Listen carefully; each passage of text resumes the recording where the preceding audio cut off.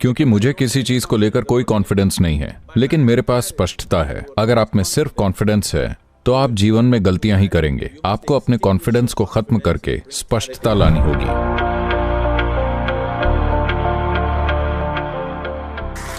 तो सद्गुरु, आपको इतना ज्यादा प्यार और सम्मान मिलता है, क्या आप में कभी दूसरों से श्रेष्ठ होने की भावना पैदा होती है? अभी तो हाँ।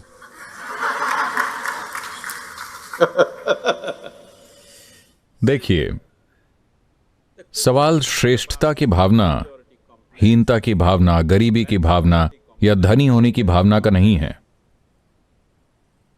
अगर आपको कॉम्प्लेक्स है तो वो एक गंभीर समस्या है ना? चाहे वो किसी भी तरह का हो। कॉम्प्लेक्स का मतलब है आपने अपने बारे में कुछ मान रखा है और उस धारणा को इस तरह से ठोस बना लिया है कि आप जहां भी जाते हैं खुद को निपट मूर्ख साबित करते हैं। क्या मैं वैसा दिखता हूं? हेलो, क्या मैं ऐसा दिखता हूं कि मैं आपके सामने खुद को निरा मूर्ख साबित कर रहा हूं? नो। कोई कॉम्प्लेक्स नहीं, किसी भी तरह का नहीं। ठीक है, लेकिन फिर हमारा कॉन्फिडेंस हर दिन बदलता रहता है, तो इस बारे में आपका क्या कहना है? क्योंकि मुझे किसी चीज को लेकर कोई कॉन्फिडेंस नहीं है, मेरे पास स्पष्टता है। लोग सोचते हैं कि मेरे पास ज्ञान है, नहीं, मेरा सिर खाली है। इसीलिए इसे थोड़ा दिखाने लायक बनाने के लिए मैंने पगड़ी पहन रखी है। यह हमेशा पूरी तरह से खाली रहता है, लेकिन मेरे पास स्पष्टता है। स्पष्टता का क्या मतलब है? आप चीजों को वैसी ही देखते हैं जैसी वो हैं। ज्ञान का क्या मतलब है? आपके पास हर चीज के बारे में तयशुदा जानकारी है। अगर चीजें बदल गई हैं तो आप उन्हें वैसा नहीं देख पाएंगे जैसी वो हैं। यह अंधे होने के जैसा है। देखिए, लोग सोचते हैं कि उल्लू अंधे होते हैं। यह सच नहीं है। उनकी दृष्टि आपसे कहीं ज्यादा संवेदनशील होती है, लेकिन सूरज की रोशनी की वजह से वो अंधे हो जाते हैं क्योंकि वो बहुत तेज होती है। जब रोशनी कम हो जाती है तो वो बहुत साफ देख पाता है। इसीलिए नहीं कि वो अंधा है, बल्कि इसलिए क्योंकि उसकी आंखें बहुत संवेदनशील हैं। तो ये महत्वपूर्ण है कि आप अपने जीवन में स्पष्टता लाएं, जानकारी नहीं, क्योंकि जानकारी वो निष्कर्ष है जिसे आप इकट्ठा करते हैं। जानकारी तब ठीक है जब आप दुनिया में कुछ भौतिक या सांसारिक करने की कोशिश कर रहे हों, लेकिन जीवन के साथ नहीं। क्या यह सच है कि 12 साल की उम्र में आपको जो बात बिल्कुल सही लगती थी वो आज सच नहीं है? हाँ या ना? क्या आपको यकीन है कि अभी आपको जिस चीज के लिए लगता है कि यही सही है वो 3 साल बाद भी यही सही है होगी? बिल्कुल भी नहीं। आप ये जानती हैं, तो आप जानती हैं कि आप गलत हैं। हाँ या ना? तो आप जानते हैं कि आप वैसे भी गलत हैं, तो फिर गलत बातों पर जोर क्यों देना?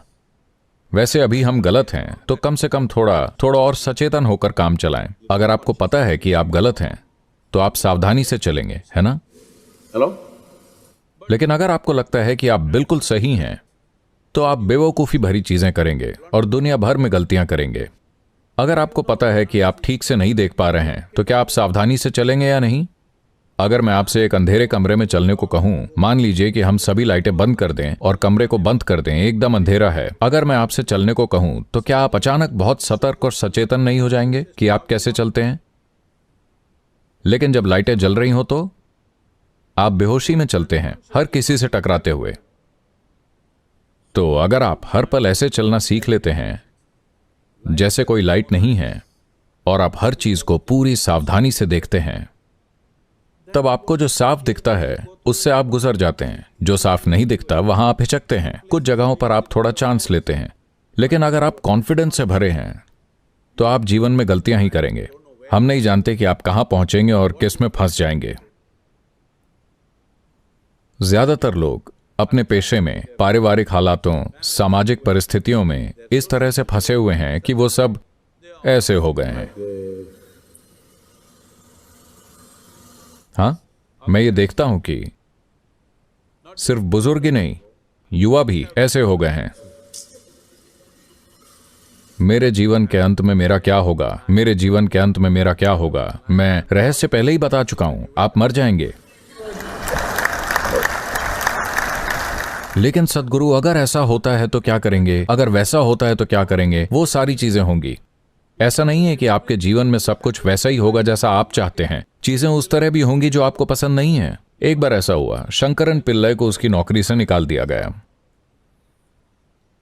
सिर्फ इसलिए क्योंकि उसने एक सवाल पूछा था, धूम्रपान कर सकते हैं या धूम्रपान वर्जित है।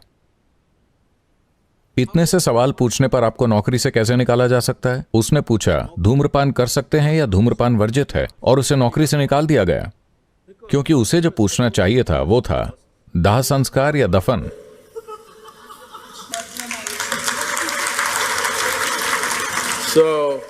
कई बार आप जो सोचते हैं मैं सही हूं, वो उस स्थिति के लिए प्रासंगिक नहीं होता जिसमें आप मौजूद हैं। तो आपके जीवन का सबसे महत्वपूर्ण पहलू यह है कि आप प्रासंगिक हो, न कि सही। आप प्रासंगिक हैं। मौजूदा स्थिति के लिए आप प्रासंगिक हैं। मैं सही हूं, सही हूं, मैं सही हूं, यह कॉन्फिडेंस है। आपका सही होना कोई उसकी परवाह नहीं करता। सारे बेवकूफ जो सोचते हैं कि वो सही है, कोई भी उनकी बात नहीं सुनना चाहता, कोई उनके आसपास नहीं रहना चाहता, है ना? जो लोग हमेशा सोचते हैं कि मैं सही हूं, मैं सही हूं, आप उनके आसपास रहना चाहते हैं? नहीं। महत्वपूर्ण बात यह है कि जिस परिस्थिति में आप हैं उसके लिए प्रासंगिक हैं। अगर आपको अपने जीवन में प्रासंगिकता लानी है तो आपको अपने कॉन्फिडेंस को खत्म करना होगा और स्पष्टता लानी होगी। स्पष्टता विकसित करने के कई तरीके हैं। देखिए, आपकी मांसपेशियों को विकसित करने के तरीके हैं, है ना? इसी तरह स्पष्टता विकसित करने के कई तरीके हैं। दुर्भाग्य से हमारी शिक्षा प्रणाली कई तरीकों से स्पष्टता को मंद कर रही है। विश्वविद्यालयों में कुछ शोध अध्ययनों से पता चला है कि अगर कोई बच्चा किंडरगार्टन से शुरुआत कर 20 साल की शिक्षा प्राप्त करता है, मुझे खेद है मैं एक शैक्षणिक संस्थान में ऐसा कह रहा हूं, 20 साल की शिक्षा, और मान लीजिए वो पीएचडी करके बाहर आता है, वो बताते हैं कि उसकी 70% बुद्धिमत्ता हमेशा के लिए नष्ट हो जाती है। तो आपके पास एक जानकार बेवकूफ है, आप उसके साथ क्या कर सकते हैं?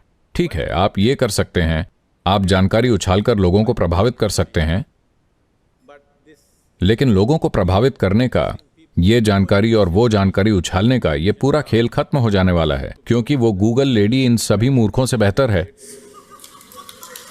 हेलो,